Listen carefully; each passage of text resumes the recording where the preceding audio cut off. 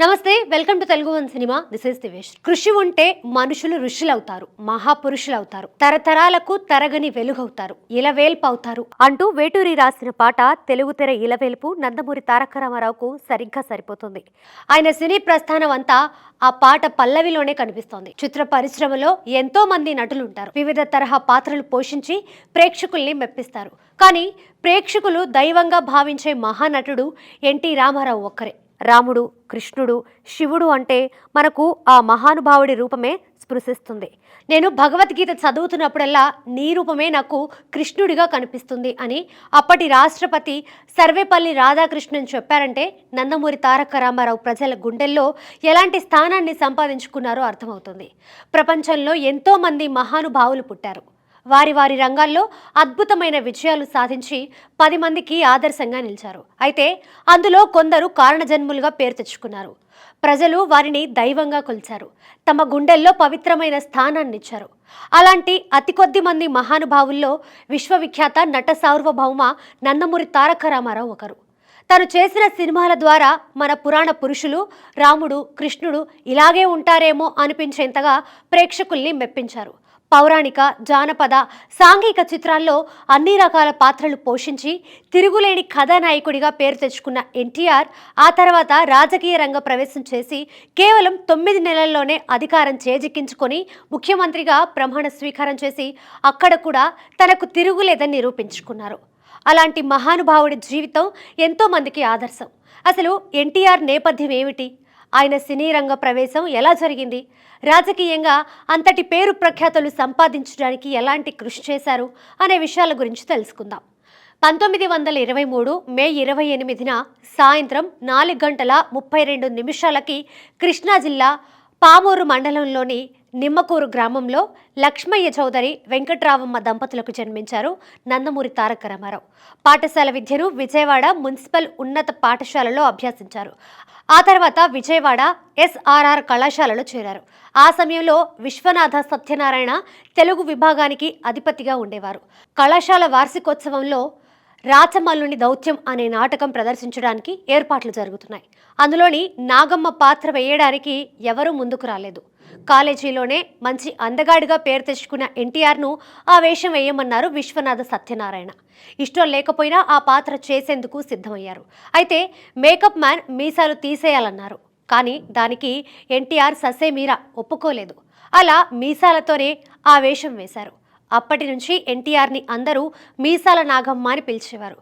1942 మే నెలలో 20 ఏళ్ల వయసులో మేనమామ కుమార్తె బసవతారకమ్మని పెళ్లి చేసుకున్నారు ఎన్టీఆర్. పెళ్లి తర్వాత చదువును అశ్రద్ధ చేయడం వల్ల పరీక్షల్లో 2 సార్లు తప్పారు. ఆ తర్వాత గుంటూరు ఆంధ్ర క్రిస్టియన్ కాలేజ్లో చేరారు. అక్కడ కూడా నాటకాల్లో చురుగ్గా పాల్గొనేవారు. ఆ సమయంలోనే నేషనల్ ఆర్ట్ థియేటర్ సంస్థను స్థాపించి కొంగర జగ్గయ్య, ముక్కమాల, నాగభూషణం వంటి వారితో కలిసి నాటకాలు వేసేవారు. ఎన్టీఆర్ మంచి చిత్రకారుడు కూడా. రాష్ట్ర వ్యాప్త చిత్రలేఖన పోటీలలో అతనికి బహుమతి కూడా వచ్చింది. ఎన్టీఆర్ చదువుకునే రోజుల్లోనే కొన్ని కారణాల వల్ల వారి ఆస్తి మొత్తం హరించుకుపోయింది. యువకుడిగా ఉన్న ఎన్టీఆర్ జీవనం కోసం చాలా పనులు చేసేవారు. కొన్ని రోజులు పాల వ్యాపారం చేశారు. ఆ తర్వాత కిరాణా షాప్ పెట్టారు. ఆ తర్వాత ఒక ప్రింటింగ్ ప్రెస్ను కూడా నడిపారు. ఎన్ని ఆర్థిక ఇబ్బందులు ఉన్నా అప్పు చేసేవారు కాదు. 1947లో ఎన్టీఆర్ పట్టభద్రుడయ్యారు. ఆ తర్వాత మద్రాస్ సర్వీస్ కమిషన్ పరీక్ష రాశారు. పరీక్ష రాసిన 1100 మంది నుండి ఎంపిక చేసిన 7గురిలో ఒక్కడిగా నిలిచారు. అప్పుడు అతనికి మంగళగిరిలో సబ్ రిజిస్టర్ ఉద్యోగం లభించింది.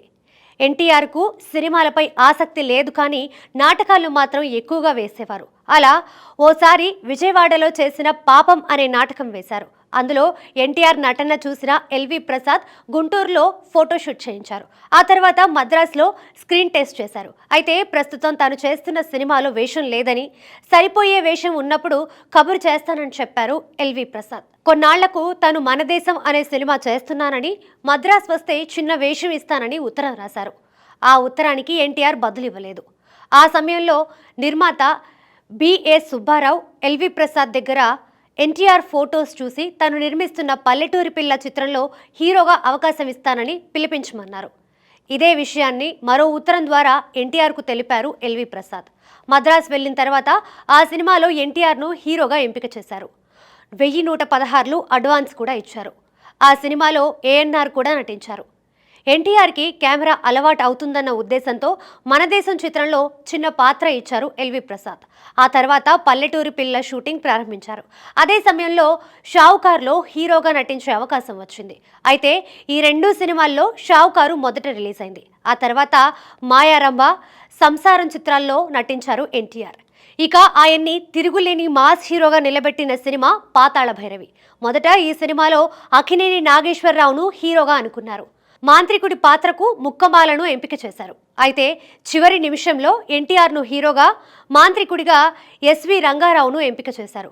1951లో విడుదలైన ఈ సినిమా ఘన విజయం సాధించి ఎన్టీఆర్ను స్టార్ హీరోని చేసింది. 10 కేంద్రాల్లో 100 రోజులు ప్రదర్శించారు. ఆ తర్వాత రిపీట్ రన్లో భారీగా కలెక్షన్లు రాబట్టింది.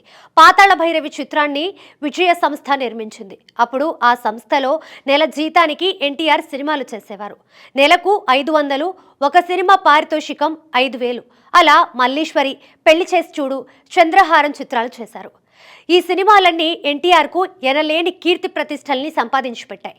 ఆ తర్వాత వద్దంటే డబ్బు, రాజుపేద, అగ్గిరాముడు, మిస్సమ్మ, ఎన్టీఆర్ ప్రదర్శించిన నటనకు అందరూ ముగ్ధులయ్యారు. ఆ తర్వాత 1957లో వచ్చిన మాయాబజార్లో ఎన్టీఆర్ పోషించిన శ్రీకృష్ణుడి పాత్రతో నీరజనాలు అందుకున్నారు. ఆ తర్వాత భూ కైలాస్లోని రావణ బ్రహ్మ పాత్రకు జీవం పోశారు ఎన్టీఆర్. అలాగే శ్రీ వెంకటేశ్వర మహత్యం చిత్రంలో వెంకటేశ్వర స్వామిగా, సీతారామ కళ్యాణం చిత్రంలో మరోసారి రావణ పాత్ర పోషించి అందరి ప్రశంసలు అందుకున్నారు. ఆ క్రమంలోనే శ్రీ కృష్ణార్జున యుద్ధం, కర్ణ, లవకుశ, శ్రీరామాంజనేయ యుద్ధం, దక్షయజ్ఞం, నర్తనశాల, దానవీర సూరకర్ణ వంటి పురాణ ఇతిహాసాలలో తాను పోషించిన పాత్రల ద్వారా తెలుగు ప్రేక్షకుల పాలిట దైవంగా కీర్తింపబడ్డారు ఎన్టీఆర్. పౌరాణిక పాత్రల్లోనే కాదు, జానపద చిత్రాల్లోనూ తనకు తిరుగులేదని నిరూపించుకున్నారు ఎన్టీఆర్. జయసింహ, జయం మనదే, కంచుకోట, బందిపోటు, గులేబ కావలి కథ, మంగమ్మ శపథం, జగదేక వీరుని కథ, మర్మయోగి, అగ్గిపిడుగు వంటి ఎన్నో జానపద చిత్రాల్లో సైతం ప్రేక్షకుల్ని మంత్రముగ్ధుల్ని చేశారు ఎన్టీఆర్. పౌరాణిక, జానపద చిత్రాలే కాకుండా సాంఘిక చిత్రాల్లో ఎన్టీఆర్ పోషించిన పాత్రల గురించి ఎంత చెప్పినా తక్కువే అవుతుంది. సాంఘిక చిత్రాల్లో అప్పు చేసి పప్పుకూడు, పెళ్లి చేసి చూడు, మిస్సమ్మ, గుండమ్మ కథ, గుడిగంటలు, రక్త సంబంధం, రాముడు భీముడు వంటి సినిమాల్లో ప్రేక్షకులకు చక్కని వినోదాన్ని పంచారు. 1970వ దశకంలో దానవీర సూరకర్ణ, అడవి రాముడు, యమగోళ, వేటగాడు, డ్రైవర్ రాముడు వంటి బ్లాక్ బస్టర్ హిట్స్తో కమర్షియల్గా పెద్ద విజయాలు అందుకున్నారు ఎన్టీఆర్. 1980 దశకంలో సర్దార్ పాపారాయుడు, బొబ్బిలిపులి, నా దేశం వంటి బ్లాక్ బస్టర్స్తో ఎన్టీఆర్ కెరీర్ పీక్స్కి వెళ్ళిపోయింది.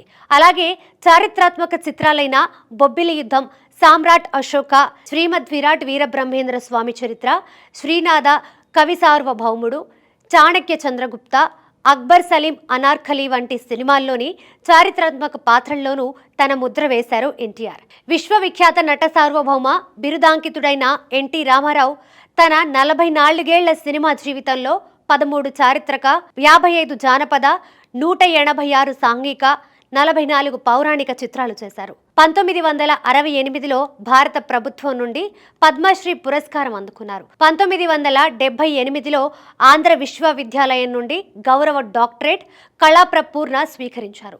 నటుడిగా ఎనలేని కీర్తి ప్రతిష్టలను సంపాదించడం వెనుక ఎంతో కృషి ఉంది. ఎన్టీఆర్ను క్రమశిక్షణకు మారుపేరుగా చెప్పుకోవచ్చు. ఆ విషయంలో ఆయనకు ఖచ్చితమైన అభిప్రాయాలున్నాయి. ఉదయం 7 గంటలకు షూటింగ్ అంటే ఆ సమయానికి మేకప్తో సహా సెట్లో ఉండడం మొదటి నుంచి అలవాటు చేసుకున్నారు. చివరి వరకు దాన్నే అనుసరించారు.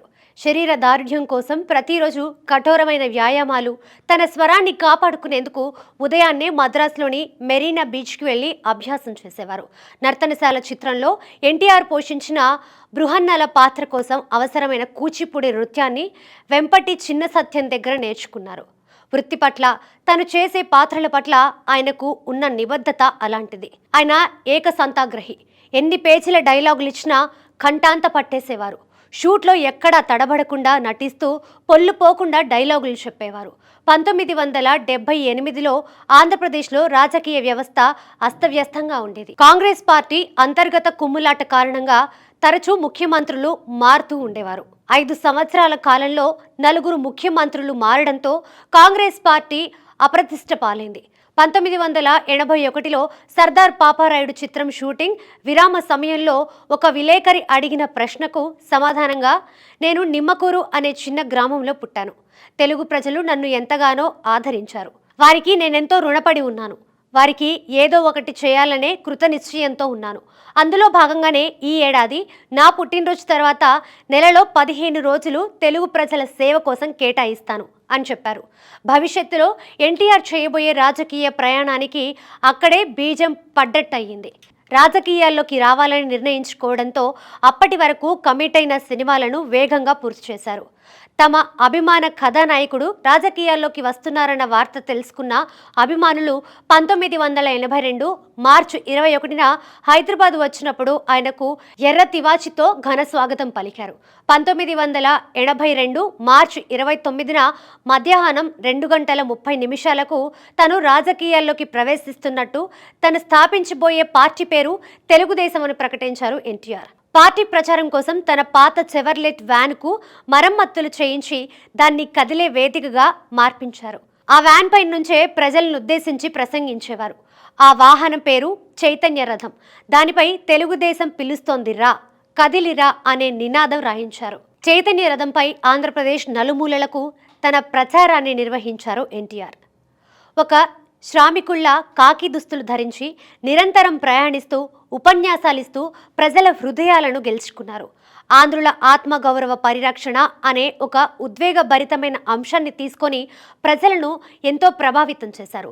ఎన్టీఆర్ ప్రసంగాలు ప్రజలను ఎంతో ఆకట్టుకునేవి. కాంగ్రెస్ పార్టీ వల్ల తెలుగువారి ఆత్మగౌరవం దెబ్బతిందని, దాన్ని ఢిల్లీలో తాకట్టు పెట్టారని విమర్శిస్తూ ఆ ఆత్మగౌరవ పునరుద్ధరణకే తాను రాజకీయాల్లోకి వచ్చానని చెప్పారు.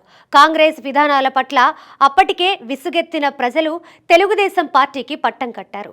1983 జనవరి 7న మధ్యాహ్నం ఎన్నికల ఫలితాలను ప్రకటించారు. Telugu Desam 199, Congress 60, CPI 4, CPM 5, BJP 3 సీట్లు గెలుచుకున్నాయి. 97 ఏళ్ల సుదీర్ఘ చరిత్ర కలిగిన కాంగ్రెస్ పార్టీ 9 నెలలు తెలుగుదేశం పార్టీ చేతుల్లో ఓడిపోయింది. ఆంధ్రప్రదేశ్ ముఖ్యమంత్రిగా పదవి బాధ్యతలు చేపట్టిన తర్వాత ఎన్టీఆర్ కొన్ని సంచలన నిర్ణయాలు తీసుకున్నారు. ఆ సమయంలోనే జరిగిన కొన్ని పరిణామాలతో ఎన్టీఆర్ ముఖ్యమంత్రి పదవిని కోల్పోయారు. దొడ్డిదారిన నాదెండ్ల భాస్కర్ రావు ముఖ్యమంత్రి అయ్యారు. దీంతో తనకు జరిగిన అన్యాయాన్ని వివరించుకునేందుకు ప్రజల్లోకి వెళ్లారు ఎన్టీఆర్. కేవలం నెల రోజుల్లోనే ముఖ్యమంత్రి పదవిని తిరిగి చేజిక్కించుకున్నారు. ఆ తర్వాత 1989 ఎన్నికల్లో కాంగ్రెస్ చేతిలో తెలుగుదేశం పార్టీ ఓడిపోయింది. 1994లో ఎన్టీఆర్ తిరిగి అధికారంలోకి వచ్చారు. పార్టీని ప్రకటించిన 9 నెలల్లోనే అధికారంలోకి రావడం, అప్పటి వరకు ఆంధ్రప్రదేశ్లో కాంగ్రెస్ పార్టీ ఆధిపత్యానికి తెరదించడం అనేది దేశవ్యాప్తంగా పెద్ద చర్చనీయాంశంగా మారింది. 3 దఫాలు 7 సంవత్సరాల పాటు ఆంధ్రప్రదేశ్ ముఖ్యమంత్రిగా పనిచేశారు ఎన్టీ రామారావు. అప్పటి వరకు అత్యధిక కాలం పనిచేసిన ముఖ్యమంత్రిగా పేరు తెచ్చుకున్నారు. ఆయన అధికారంలో ఉన్న సమయంలో ₹2కే కిలో బియ్యం, సంపూర్ణ మద్య నిషేధం, పటేల్ పట్వారీ వ్యవస్థల రద్దు, మహిళలకు ఆస్తి హక్కు, బలహీన వర్గాలకు లక్షలాదిగా ఇళ్లు వంటి ఎన్నో ప్రజా సంక్షేమ పథకాలతో ప్రజల మనసుల్లో సుస్థిర స్థానం సంపాదించుకున్నారు.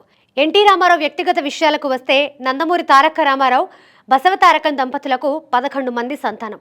11 మందిలో 7 కుమారులు, 4 కుమార్తెలు. జయకృష్ణ, సాయికృష్ణ, హరికృష్ణ, మోహనకృష్ణ, బాలకృష్ణ, రామకృష్ణ, జయశంకర్ కృష్ణ కుమారులు కాగా లోకేశ్వరి, దగ్గుపాటి పురంధేశ్వరి, నారా భువనేశ్వరి, కంఠమనేని ఉమామహేశ్వరి కుమార్తెలు. కుమారుల్లో హరికృష్ణ తండ్రి రాజకీయ జీవితంలో చేదోడు వాదోడుగా ఉండేవారు. చైతన్య రథానికి సారథిగా వ్యవహరించారు.